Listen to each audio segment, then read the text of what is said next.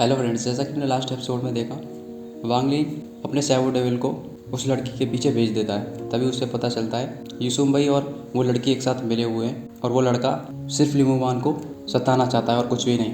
इसी के साथ ही वो उसे मारने का ऑर्डर दे देता है। सैवो डेविल दोनों की सोल खा जाता है पर उस लड़के की बच जाती है क्योंकि उसके पास कोई ट्रेजर होता है। इसके बाद वांग ली इधर लिमू वान के पास आ जाता है और उसके पास आकर अपनी आइडेंटिटी रिवील कर देता है।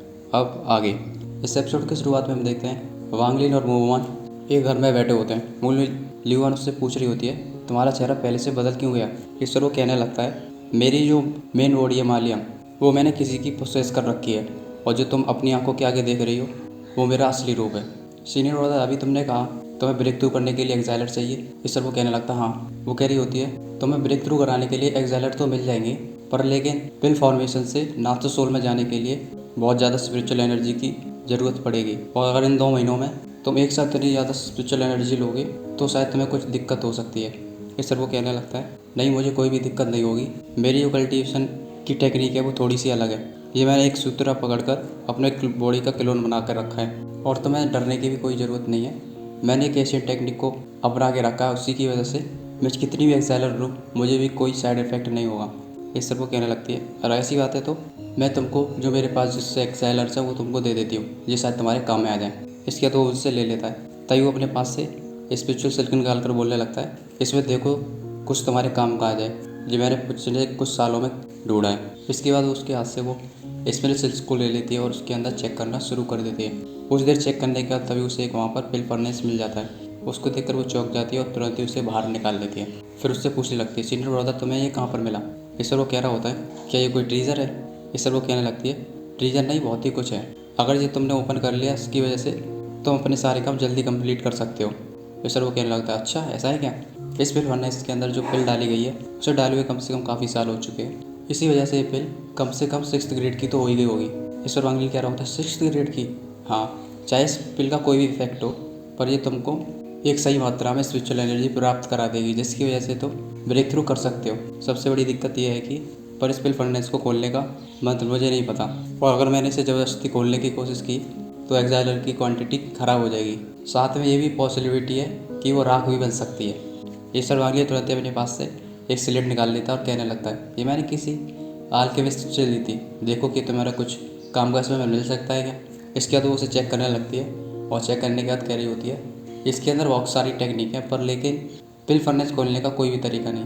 पर सीनियर ब्रदर, आप चिंता मत करो, आपकी इस प्रॉब्लम को मैं देख लूँगी। आप बड़े आराम से कल्टिवेट करो, इस मैटर को आप मेरे ऊपर छोड़ सकते हो।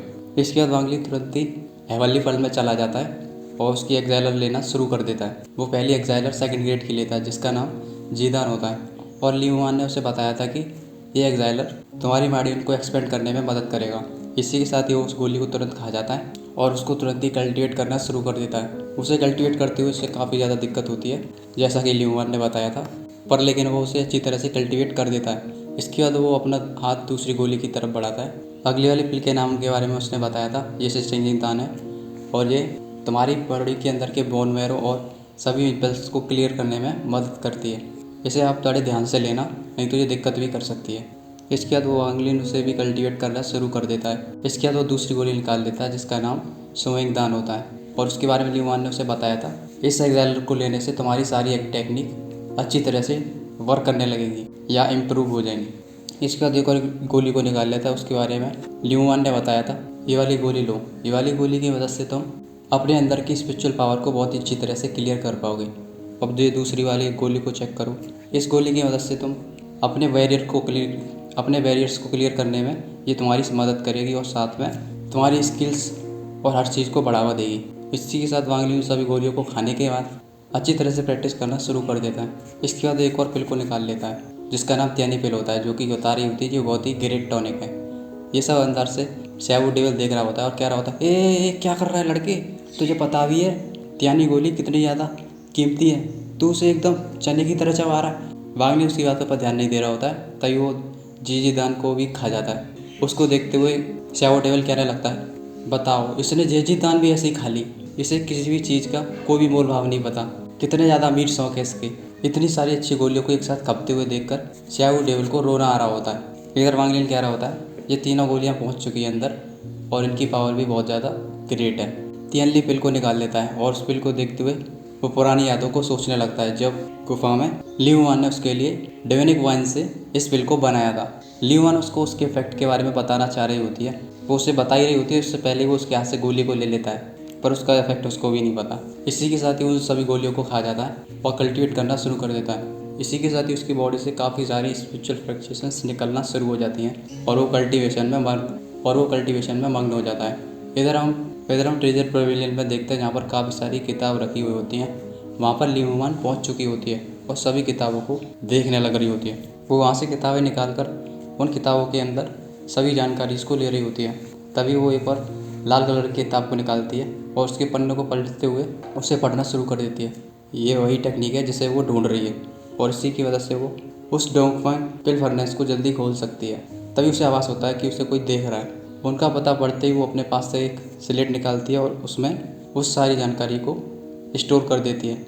वे लोग उस पिलर के पीछे छुपे होते हैं। जब वो वापस देखते हैं वो वहाँ से उस किताब को रखते हुए जाने लगती है। इसके बाद वे लोग नीचे आते हैं और वो सभी किताबों को निकालते हैं जो कि वो पढ़ रही थी। वे सभी किताबों को एक एक करके चेक कर रहे होते हैं। तभी अचानक से सुरभि की आवाज़ आती है और कहने लगता है, निगरानी कैसे चल रही है, क्या तुम्हें कुछ मिला? इस पर वे दोनों तुरंत उसके आगे आ जाते हैं और कहने लगते हैं सीनियर सीनियर, और उसको ग्रीट करने लगते हैं और कह रहे होते हैं, हमने एल्डर वू को बड़ी ही ध्यान से देखा पर हमें कुछ भी ज़्यादा कुछ खास नहीं मिला। वो सभी किताबों को एक एक करके पढ़ रही थी और बस उसमें कुछ क्लासिक इन्फॉर्मेशन थी जो कि वो पिल्स के बारे में और एक्सेलर के बारे में ले रही थी, और इससे ज़्यादा तो हमने कुछ नहीं देखा। इस पर वो कह रहा होता है और कुछ, और वो कहने लगता है और कुछ और भी किताबें थी जो कि हमारे समझ में बिल्कुल भी नहीं आई। इसके बाद वो सुबह ही तुरंत ही उन किताबों की तरफ देखना शुरू कर देता है। तभी वो उधर की तरफ से एक स्लेट को उठा लेता है और उसको देख रहा होता है। तभी वो सामने वाला स्टूडेंट कहने लगता है, मैं आपसे कुछ कहना चाहता हूँ सीनियर। जैसा कि आपको पता है इस सेक्शन में टॉप 3 ग्रेड 5 एल्केमिस्ट में से एक अल्केमिस्ट है एल्डर लू। अगर वो तुमसे कुछ छुपाना चाहेगी तो हमें लगता है कि हमें देख पाना भी मुश्किल होगा अगर वो छुपाएगी तो। उसकी बात सुनते ही उसे गुस्सा आ जाता है और उस स्लेट को ज़मीन पर पटक कर उसे तोड़ देता है। तभी पीछे से एल्डर आ रहा होता है और वो कह रहा होता है, इन पर गुस्सा दिखाने का क्या मतलब है? अगर तुम इस तरह से हर जगह पर गुस्सा दिखाते फिरोगे तो तुम एल्डर कैसे बनोगे? इसके बाद वो गुस्से में तुरंत पीछे घूम जाता है और कहने लगता है, फादर क्या बात कर रहे हो आप? आपका बेटा मरते मरते बचा है। अगर वो उस टीयर की वजह से नहीं होता तो अब तक तो मैं गली लाश बन चुका होता। और ऊपर से आपने उसको जाने दिया जबकि वो आपके सामने आया था, और वो अपने आप को उस डैम लड़की का ओल्ड फ्रेंड बताता है। हो ना हो, ये सब उसी का करा धरा है और मैं चाहता हूँ कि वो मर जाए। इसके बाद वो एल्डर कहने लगता है, तुम चिंता मत करो, तुम जाकर सिर्फ शादियों की तैयारी करो, यहाँ पर मैं सब कुछ संभाल लूँगा। अगर वो दोबारा से लड़का मेरे आगे आया तो मैं उसको पूरी तरह से राख बनाकर फेंक दूँगा। इस तरह से गुस्सा आ जाती है और वो झटका मारती हुई वहाँ से, ये सुनते हुए उस लड़के को गुस्सा आ जाती है और वो झटका मारते हुए वो लाल वाला लड़का वहाँ से चला जाता है। इस एपिसोड में बस इतना ही, मिलते हैं अगले एपिसोड में।